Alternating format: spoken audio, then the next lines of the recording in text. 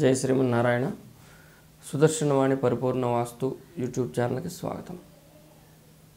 ప్రస్తుత క్వశ్చన్ మన దగ్గర ఉన్నది డేట్ ఆఫ్ బర్త్, పుట్టిన సమయం ప్రకారంగా గృహంలోని ద్వారాలను నిర్ణయం చేయవచ్చా? ఈ డేట్ ఆఫ్ బర్త్ అంటే మనం పుట్టినటువంటి సమయం అనేది ఏదైతే ఉంటుందో ఆ సమయం ప్రకారంగా నక్షత్రము, రాశి, లగ్నము, భావం ఇవన్నీ వస్తాయి. అవి జాతకానికి సంబంధించినటువంటి విశ్లేషణకు ఉపయోగపడతాయి. ఈ వాస్తులో ఏమిటంటే మనకు మనిషికి ఏ పేరు ఉందో ఆ పేరు ప్రకారంగా తీసుకోవాలంటారు. ఉదాహరణకు ఒక వ్యక్తికి సుబ్బారావు అని ఉందనుకోండి, అతనికి పుట్టిన సమయం తెలియదు, డేటు తెలియదు. అప్పుడు ఎట్లా చేస్తాం? పేరు పెట్టి ఆ పేరు ఏ నక్షత్రం చూసుకొని శతభిష నక్షత్రం, ఆ శతభిషానికి సంబంధించినటువంటి ఫలితాల ప్రకారంగా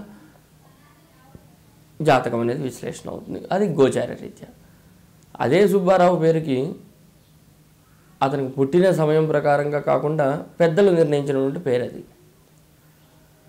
ఆ పేరులోని మొదటి అక్షరం అంటే ద్విత్తాక్షరం ఏదైతే హల్లు ఉంటుందో, అచ్చు కాకుండా హల్లు అనేది సుబ్బారావులో సా ఊ అనే అక్షరం ఉంటుంది. అందులో హల్ అనేది సా అవుతుంది, అచ్చు అనేది ఊ అవుతుంది. ఆ సా అనే అక్షరం ఏదైతే ఉంటుందో, సా అనేది ఏ వర్గుకు సంబంధించినది. మనం ఇంతకుముందు కూడా చెప్పుకున్నాం, ఏ అక్షరాల వాళ్ళు ఏ నడకలో ఉండాలి. అట్లా సా అనేది కనుక మనం చూసుకున్నట్టయితే శా అనే వర్గులోకి వెళ్తుంది. కాబట్టి శవర్గు అనేది విరుద్ధమైన వర్గు, నైరుతి భాగంలో ఉన్న వర్గు. కాబట్టి ఆ నడక మంచిది కాదు. ఉత్తరం తూర్పు భాగాలు అనేది బలంగా ఉంటుంది.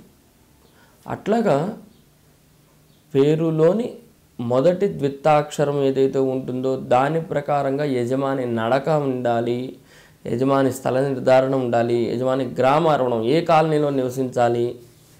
అంటే ఒక్కొక్కసారి కొంతమంది ఉంటారు, హైదరాబాద్ వచ్చి 20 ఏళ్ళు 15 ఏళ్ళు అవుతుంది, 5-6 కాలనీలు 7-8 కాలనీలు మారుతారు. అనుకోకుండా ఏదో ఒక కాలనీలో ఒక స్థలం కొంటారు. ఏమిటంటే అక్కడక్కడ కొన్న దూరంలో అంటే ఏమోనండి మనకు అక్కడ అదృష్టం ఉందనుకుంటే అక్కడ కొనుక్కున్నామంటారు.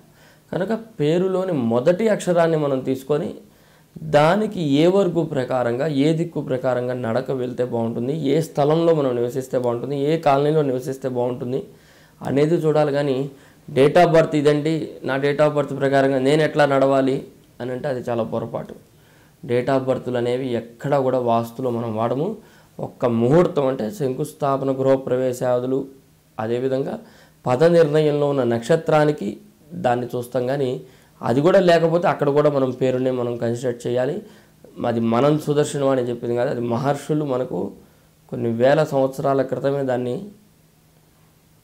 అప్రూవల్ చేశారు, అదే వాడాలి అని. కనుక అదే మనం ఇప్పటివరకు ఫాలో అవుతున్నాము, ఎప్పటికైనా అదే ఫాలో అవ్వాలి.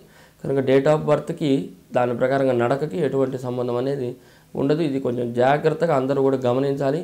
మీకు అవసరమైతే పుస్తకాలు చదవండి, అన్ని పుస్తకాల్లో ఉంటాయి. వాస్తు సంబంధ పుస్తకాల్లో అన్నింటిలోనూ కూడా ఇదే ఉంటుంది. ఇది కాకుండా వేరేది ఎక్కడ కూడా ఉండదు. కనుక డేట్ ఆఫ్ బర్త్కి ప్రాధాన్యత అనేది ఇక్కడ ఉండదు. ఒక నక్షత్రం ప్రాధాన్యత మటుకు ముహూర్తంలో తీస్తాము, పేరుని ప్రాధాన్యతగా తీసుకొని యజమాని యొక్క గృహ నిర్మాణం అనేది జరగటం అనేది ఉంటుంది. జై శ్రీమన్నారాయణ.